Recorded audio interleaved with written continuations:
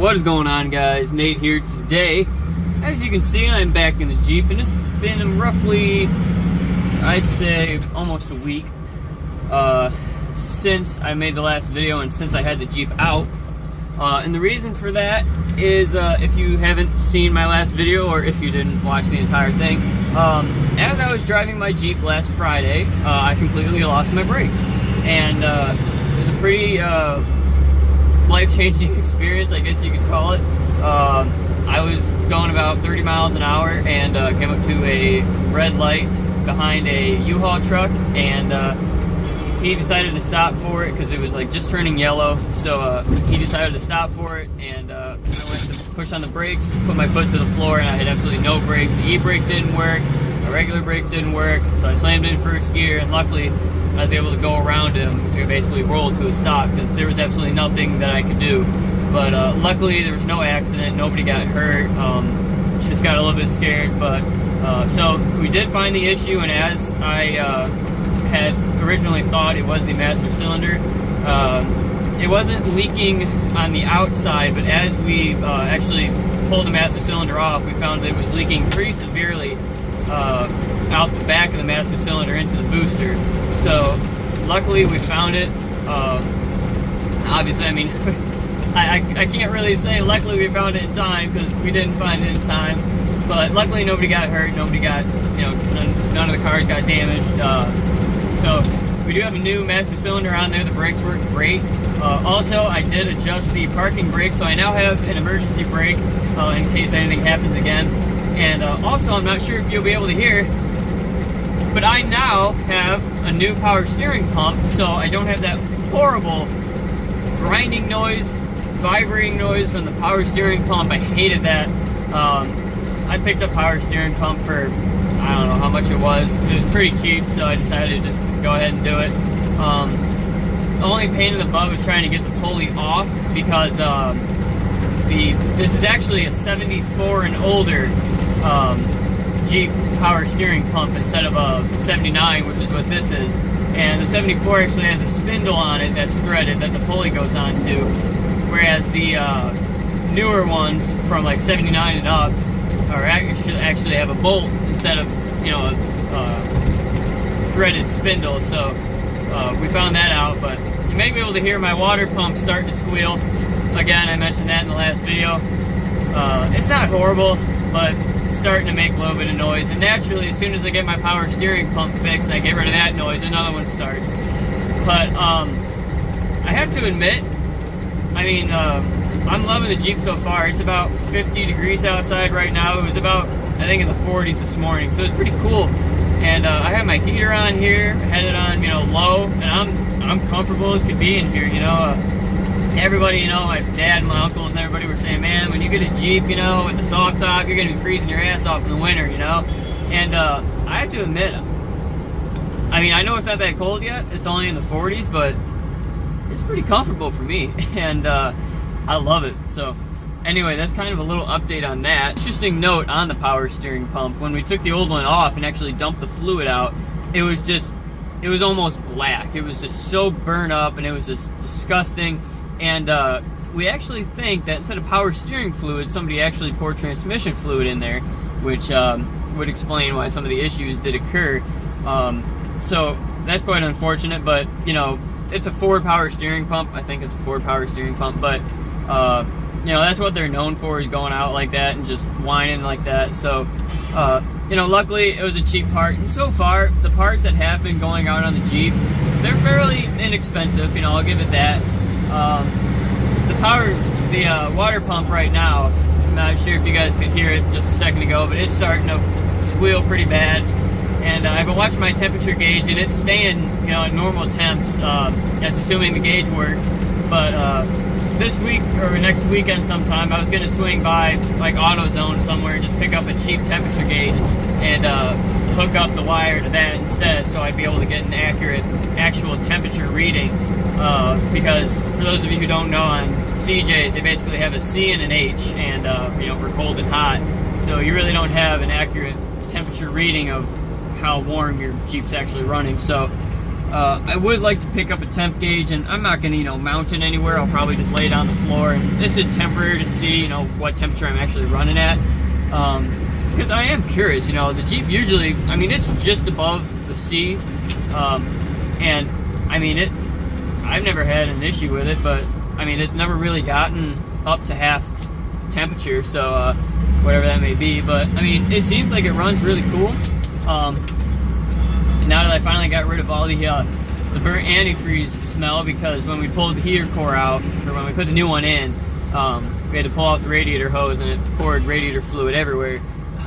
So luckily that finally all burned off, because I kept smelling radiator fluid burning, and I'm like, oh crap, what's going on now? But it was just from all the excess that kind of ran all over the place. So anyway, I think that's pretty much it on the Jeep. There's really not that much going on. The only issue that I really have right now is with the water pump, and it's pretty minor. It's not really a big issue until it starts to overheat. But luckily I still have the Escort. I still have yet to put that up for sale. So while the brakes went on this thing, I was driving the Escort to school and everywhere else I needed to go. So I always do have the Escort to back me up.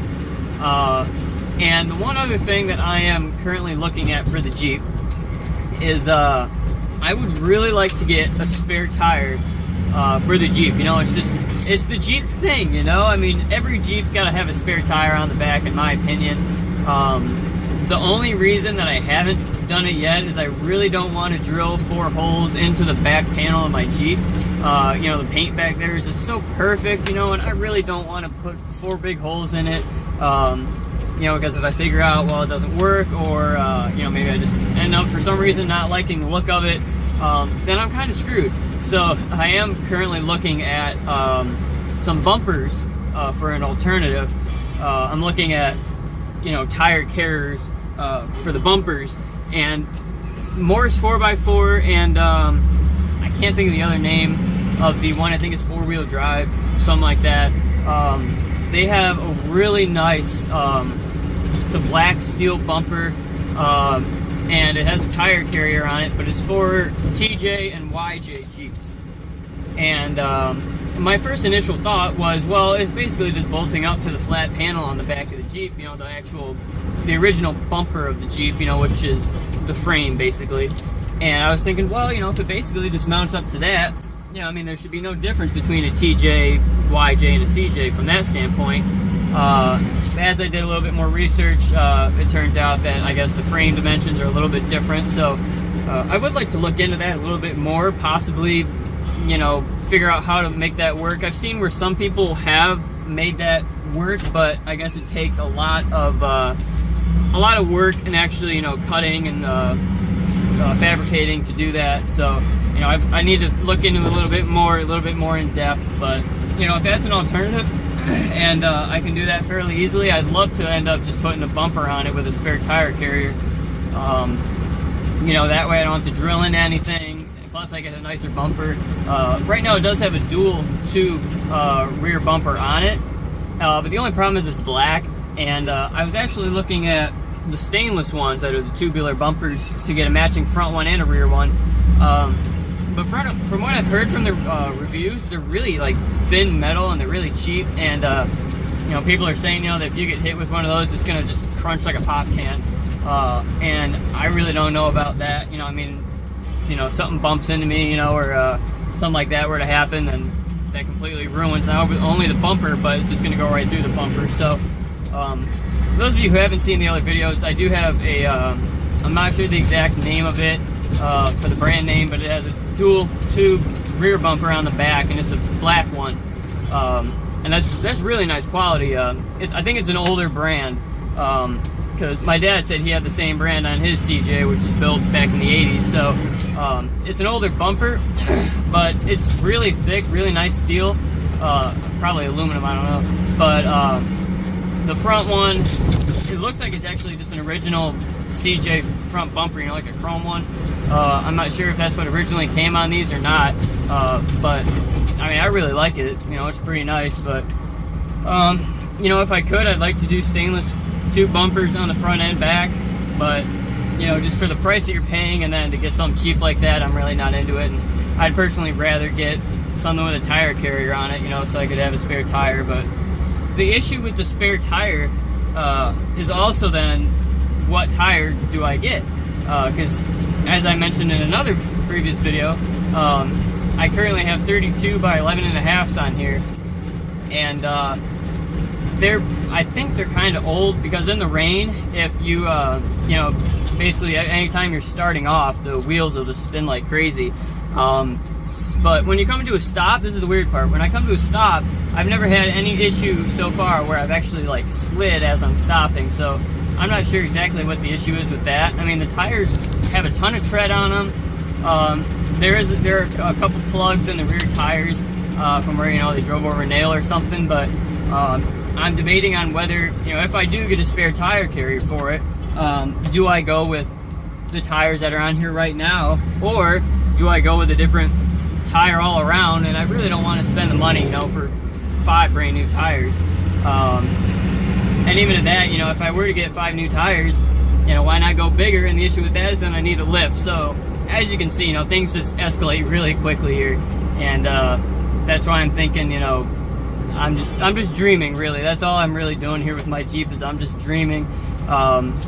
You know, I really don't have that big of a budget to work with, as you probably obviously know. But you know what? Whenever you can dream. It's just what makes you happy. So anyway, I think that's gonna probably do it for today. I know this video is just kind of all over the place, but you know, I figured you guys needed an update to know what happened with the brakes, and to know that we now got rid of the horrible power steering pump line.